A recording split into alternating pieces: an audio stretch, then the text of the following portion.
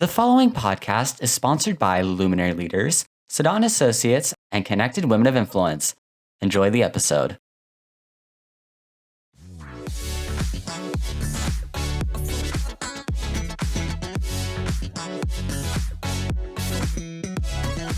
My name is Shelly Harrison, and you're listening to Speaker Central.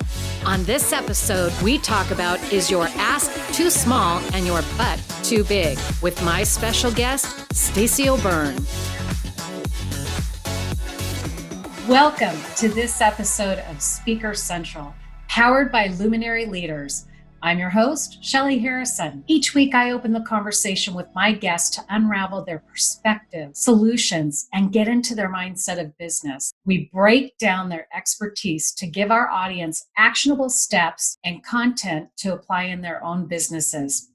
Catch our episodes and subscribe on your favorite podcast channel. And we're also on LinkedIn, YouTube, and Facebook.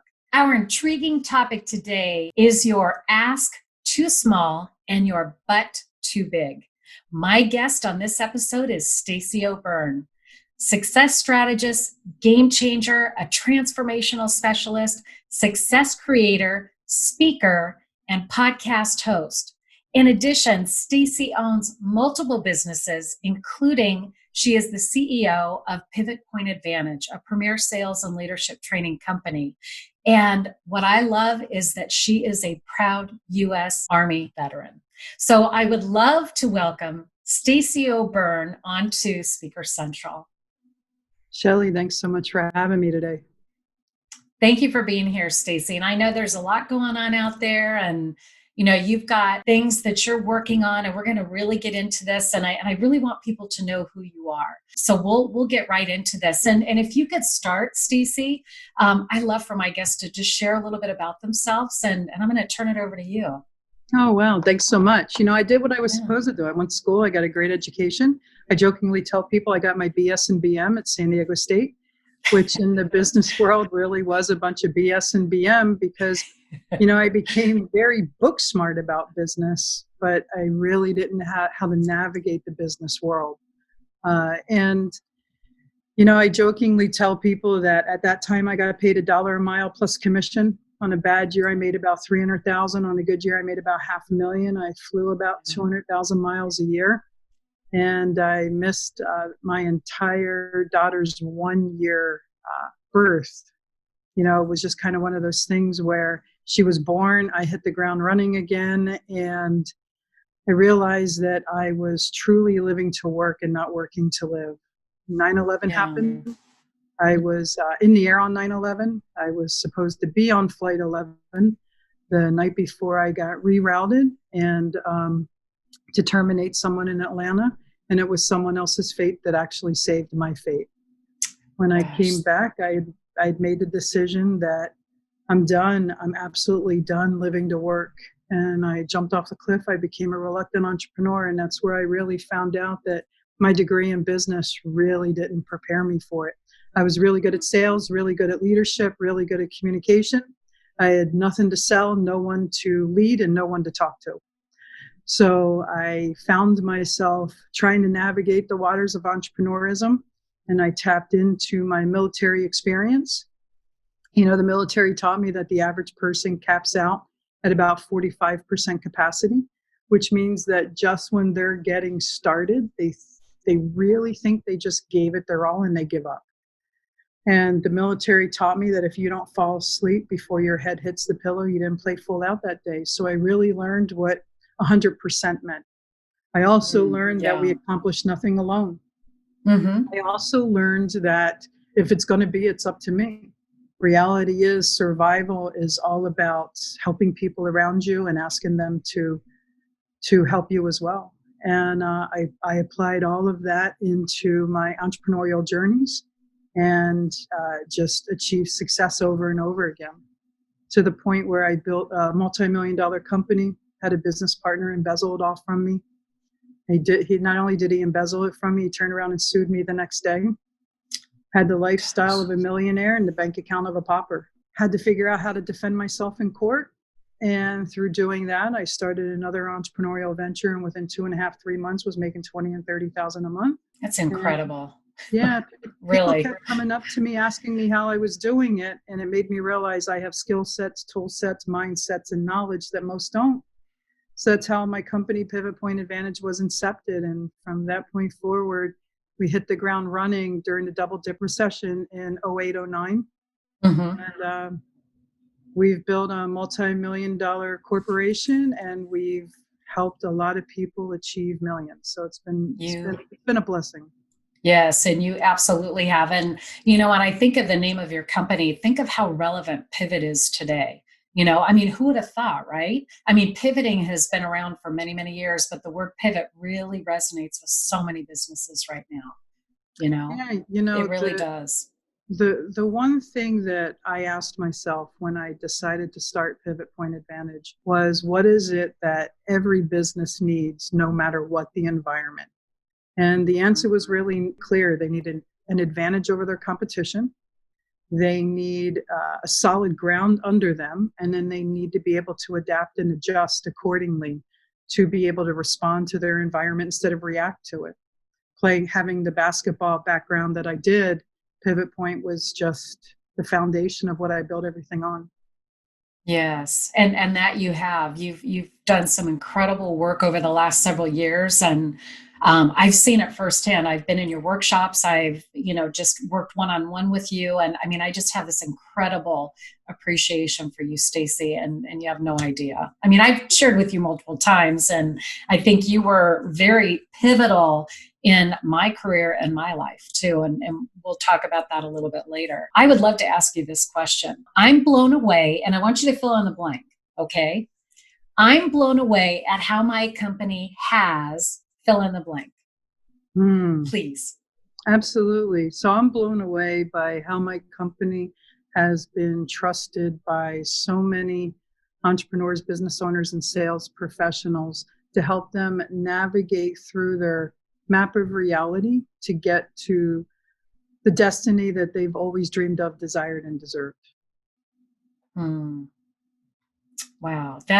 That's just, it's incredible, because I look at where you're at today and the relationships that you forged and the people that you've served. And it's just incredible to see when I'm in another area of town and people know who you are, because you've had an impact, you've had an impact on their life. As far as the topic, that we're covering today, it's been a game changer for you. You've supported and helped so many, students and audiences. And I really want to find out, tell us what gets you excited about talking about this topic specifically, because it's one of those topics where everybody seems to really like. I know you have other topics. In fact, we're going to be doing an event at the end of July, and I have you presenting another topic for the Inland Empire Veterans Chamber of Commerce. So this one, though, that we're talking about today, I'd love to find out, what gets you excited when you present this topic to professionals? So the foundational concept of, is your ass too small and is your butt too big? It depicts my personality, for one, because when I slur it, we can have a lot. It does. I had to do a second, when I heard it the first time, I'm like, what did she say? And that's kind of intentional, because it's who I am. It truly is. Reality is the average entrepreneur, they set the bar too low. And unfortunately, they either hit it or they just miss it. Today's society, think about it. Kids today, if they're studying and you ask them what they're studying for, they're going to tell you that they're studying to pass a test. Well, passing 70%. So 70%, that's right. If you were to apply that in life, that's like barely paying your bills. That's like barely getting by, right? So our entire system is teaching people to barely get by. I want people to be aware, both consciously and unconsciously, that whatever it is they ask of themselves, whatever it is that they ask of others, are they setting the bar low to begin with? Because if they just miss it, does that mean they're short on being able to pay their bills? They're short on being able to uphold their monthly necessities? So reality is, if we were to strive on a continual basis for 100%, if we just miss, then what? We get 90% or 80%? That's still far more than just passing. Yeah. And so many people are so unaware that that's how they're showing up day in and day out, that really all they're doing is they're existing, they're surviving. They're not really stepping into their dreams. They're not really realizing that they really can control their destiny. So that's why it's such a passionate topic for me. Yeah. And don't you think too, Stacey, that a lot of people, they just don't have that burning desire? When you talk about the 70% versus, 120 or 130%, a lot of people, you have to have that fire lit underneath you, right? Don't you agree? So it's not just, yes, I absolutely agree that it's relevant to self-discipline and motivation and drive and passion and fire in the belly. Absolutely. What happens is they don't even understand where that comes from. Yeah. Science has proven that we're imprinted between the ages of 0 to 7.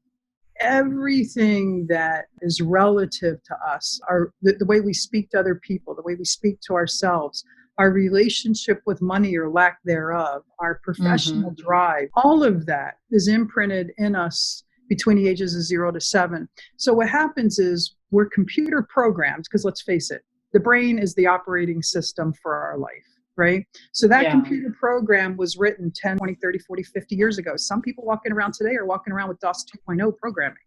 The reality is they're probably frozen. They're operating with a frozen screen. When you really look at that computer program, when you really look at that imprint, our sales professionals, our business owners, our entrepreneurs today were raised by people who were either, one, raised in the Great Depression, or raised by people who were raised by people who lived through the Great Depression. And what was lacking then? Money.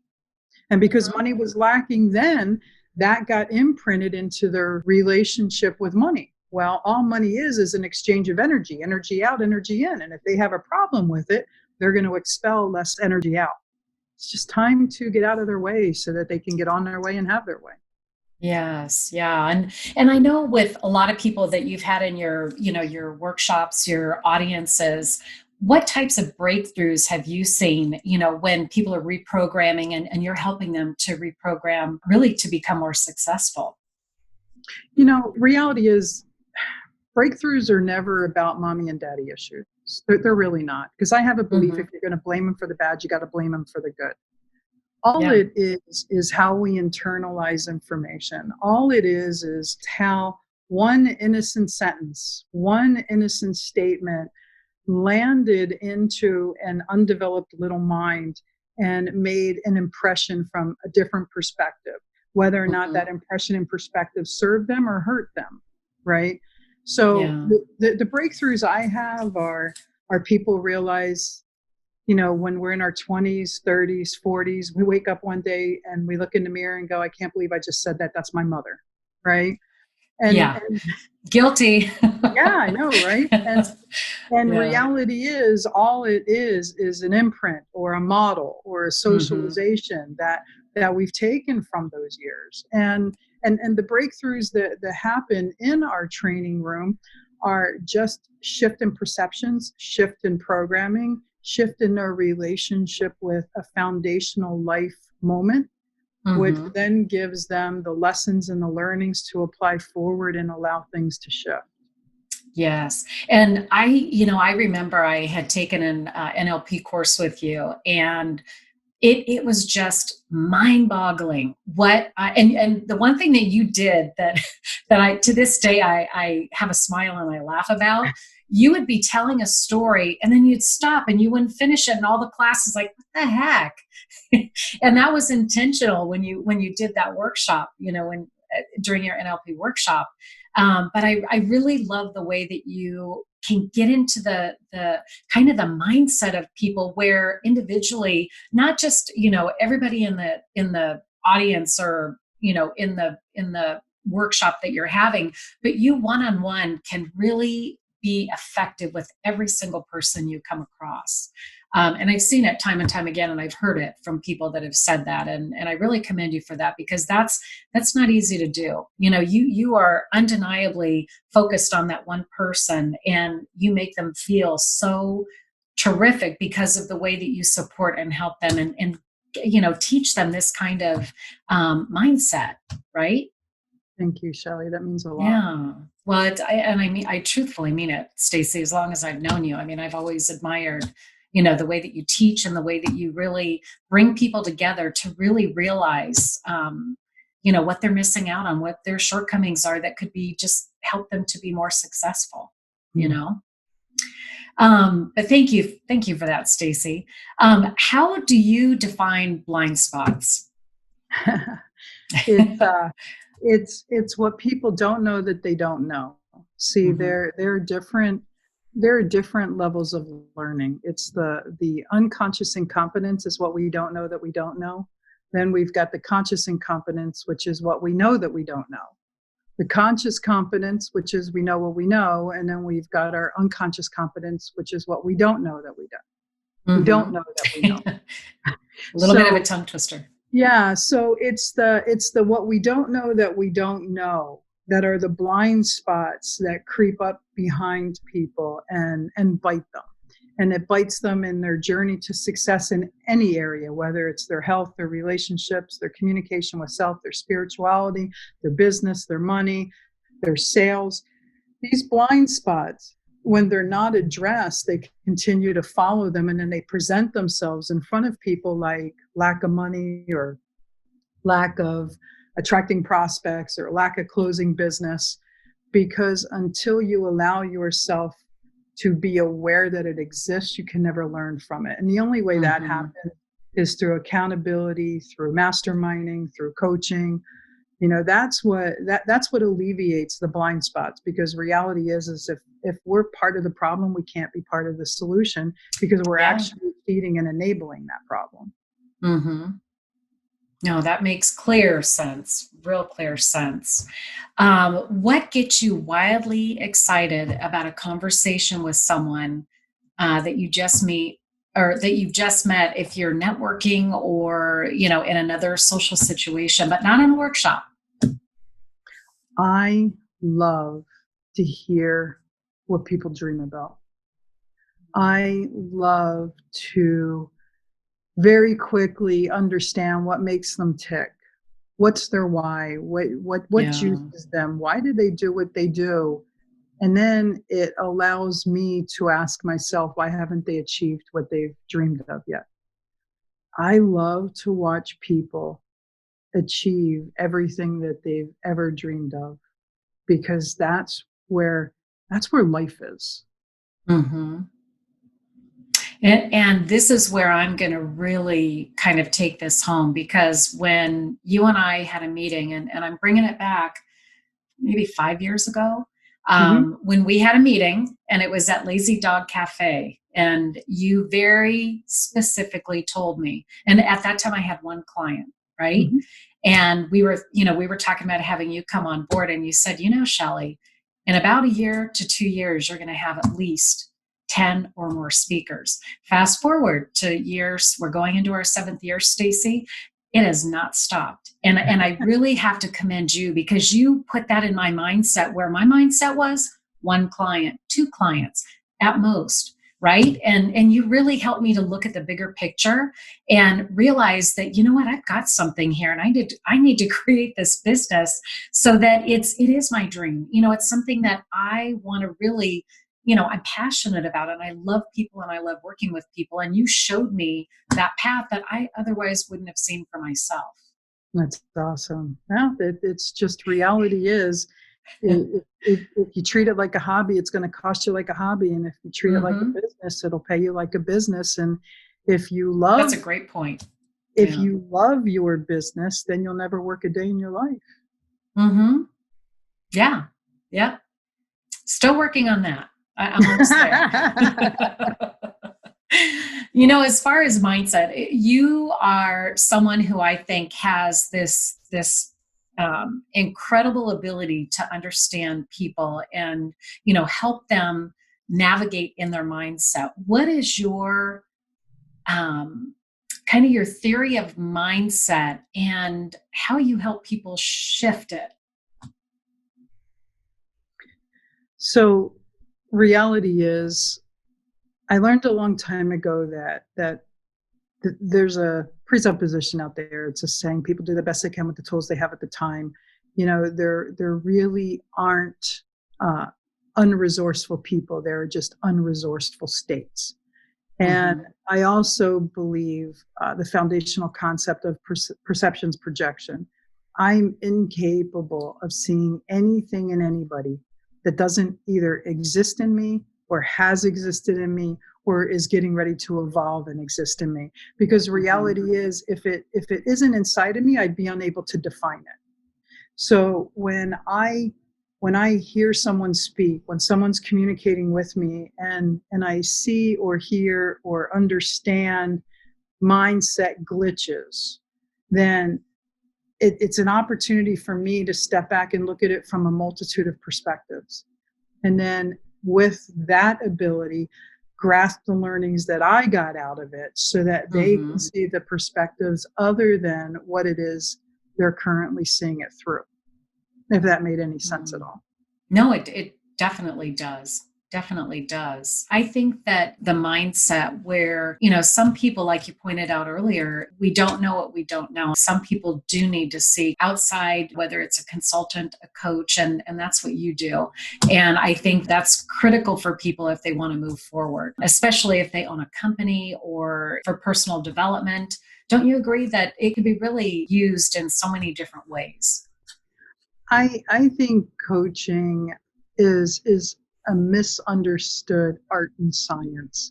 When you look at all the greats in the world, from all the great Olympians to all the great athletes to all the great teams to the great business owners, entrepreneurs, they have all had coaches and mentors, because all a coach and a mentor is somebody to step back, be a mirror reflection, and give feedback on making minor adjustments. They're not necessarily someone to tell you what to do. They're someone to help you see what it is you're incapable of seeing. So whether or not you're struggling or just getting by or surviving or excelling or thriving, or if you are at the top of your game, having someone that's been there, done that, achieved more, has more, done more, will always up-level you. That's what coaching's for. Yes. It just takes you to it just takes you to be a better version of you. And as far as accountability, what are your thoughts on holding people accountable? So reality is, one of the things I hear all the time is, I don't have enough time to do this. I don't have enough time to do that. Well, time is a finite resource. So it really has little to do with time and everything to do with priority or self-discipline or self-follow-through or self-agreement. So that's a great point. Yes. When someone tells me, oh, I didn't have time to go to the gym this morning, I said, well, instead of saying you don't have time to go to the gym, why don't you just say your health and your life aren't a priority to you? And they're like, well, I can't say that. And I said, well, actually you did, because you said you wanted to work on your health. You said you wanted to improve your life. You said you were going to do that by going to the gym, and then you didn't. So what you're really saying is that isn't a priority.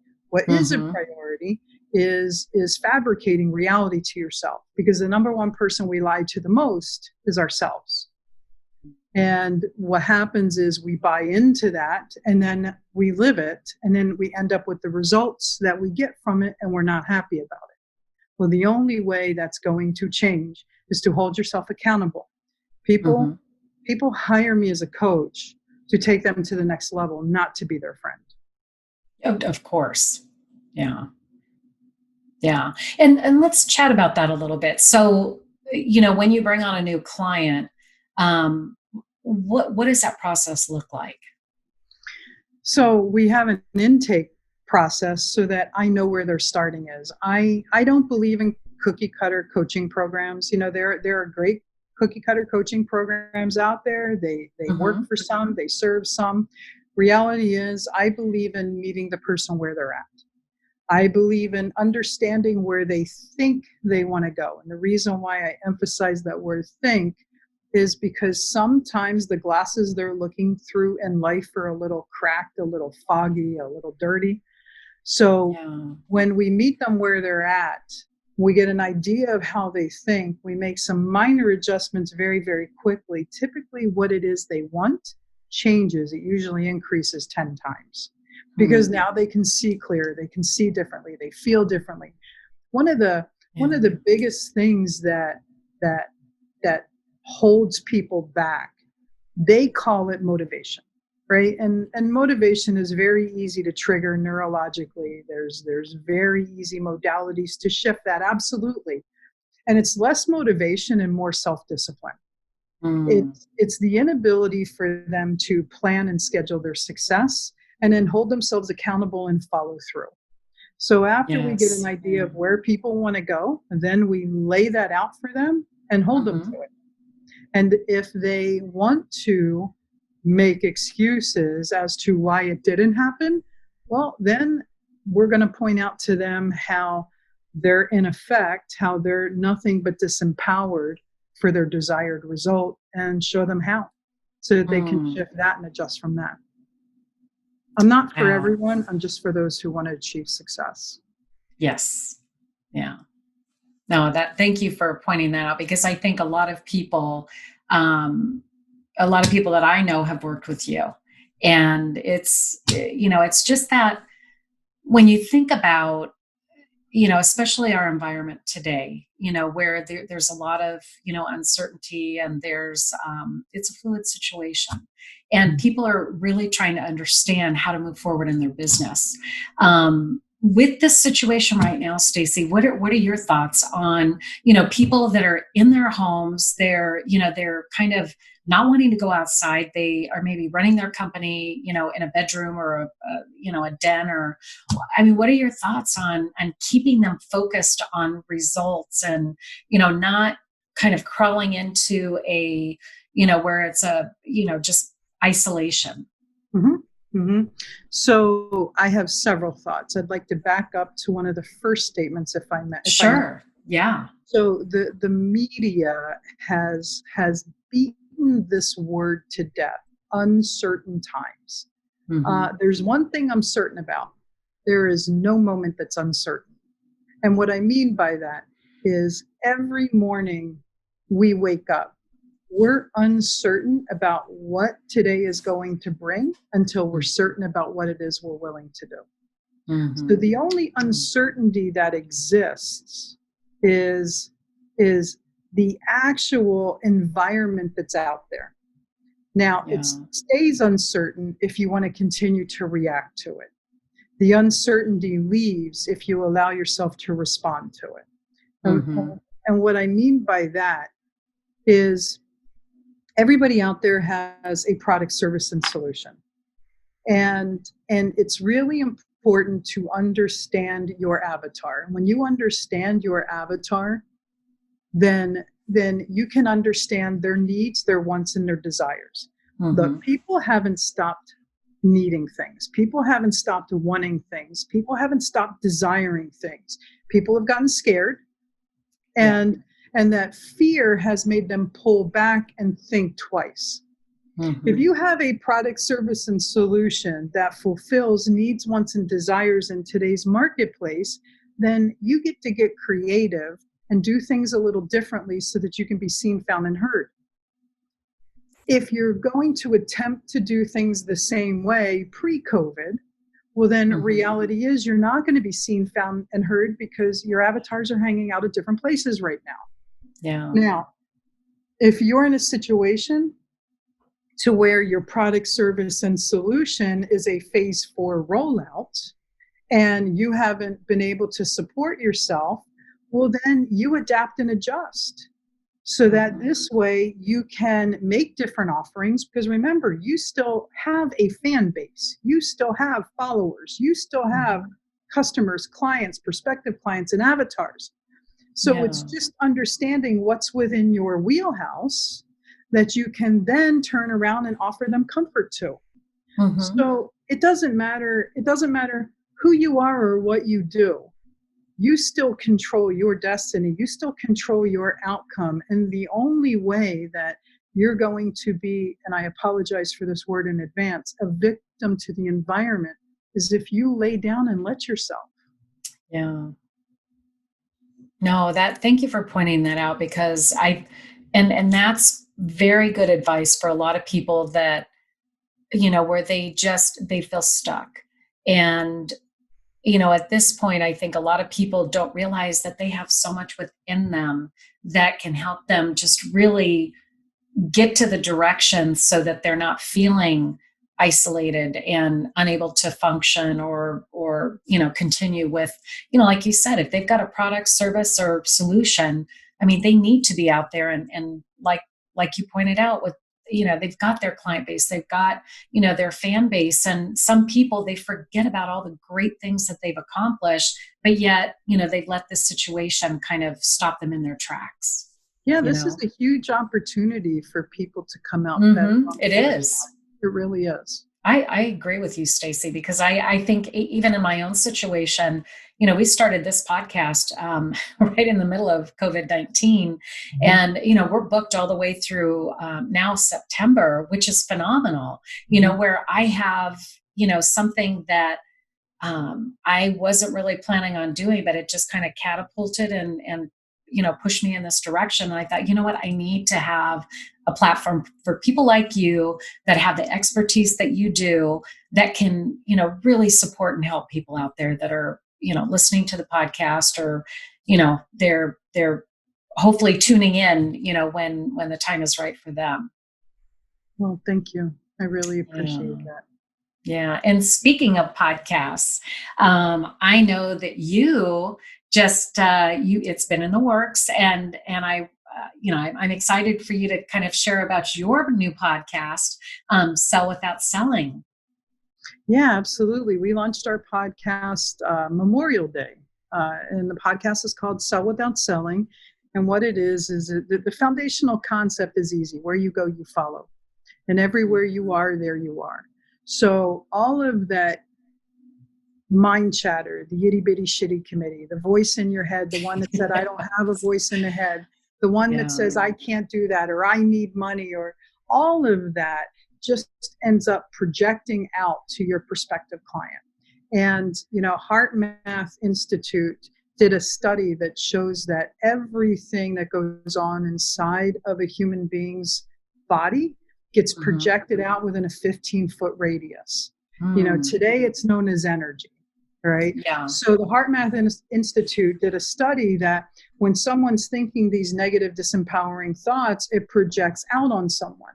So Sell Without Selling helps you understand that the only way that you can really ever be successful is to show up from a perspective of not selling.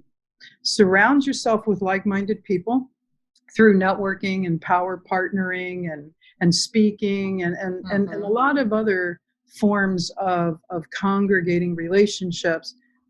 But before you do that, you have to have the solid foundation. Your house cannot be built of cards and cannot be built on sand. It's got to be a solid platform of your self-worth, your self-esteem, your self-confidence, full control of empowerment of your state. So that when you show up, you're showing up in a space of service and not a space of need or desperation. And that's what Sell Without Selling is. I've built multiple 7-figure businesses, 100% without ever selling from people. People just come to me, and they come to me because I'm of service. And you are. I know that to be true. Thank you. Yeah, we're just about out of time, Stacey. There's one last thing. I'd love to have you give our audience a nugget that they can apply in their business immediately. And I know you have them. You have a whole bag. I mean, a big giant Santa Claus bag of solutions. Just one. One nugget. Absolutely. So it's really understanding that everything in life has a choice point. It really does. You heard me say time and time again on stage, choice is a powerful thing. Suffering is always optional. Yes. Success is really easy. You find a need, you fill it, you deliver 100%, and you make sure that you understand you earn every second of every minute of every hour of your prospective client's time, money, and relationship. And when you show up with that foundation and be 100% of service, and understand that you write your own story, you'll always have the success that you've always wanted. That is fantastic. I wish we had more time, and we'll just have to do a second episode, right? Sounds like a blast. Yeah. Well, Stacey, this has been phenomenal information, and I cannot wait to share it with our audience. Thank you for joining the podcast. I'm happy that you're here, and thank our followers and our audience for joining us here on Speaker Central. Catch our episodes on your favorite podcast channels and on LinkedIn, YouTube, and Facebook. And for now, we're signing off. Stacey, thank you so much. Thanks so much, Shelley. It's been a pleasure. Oh, same here. Take care, everyone.